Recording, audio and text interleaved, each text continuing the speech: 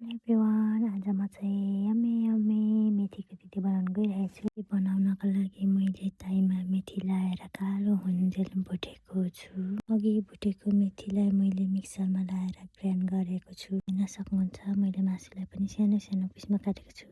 मैले gas on गरेर ताई राखेँ अनि ताईमा तेल लाउँदैछु।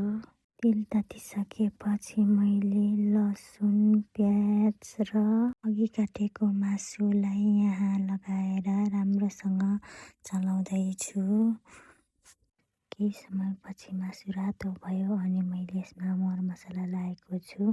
तपाईँहरूलाई कस्तो मरमसला मनपर्छ त्यस्तै लाउनुहोला र केही बेर चलाइदिनुहोला। अनि केही बेरपछि मैले अघि ग्राइन्ड गरेको मेथीको धुलो यहाँ लगाएर राम्रोसँग चलाउँदैछु र यसमा मैले अघि पकाएर राखेको भातलाई लगाएँ र राम्रोसँग चलाउँदैछु। केही बेर पकाएपछि मेथीको तिते रेडी हो। अबदेखि तपाईँहरू पनि यसरी नै मेथीको तिते बनाएर खान सक्नुहुन्छ। आजलाई यति नै, बाइ बाइ।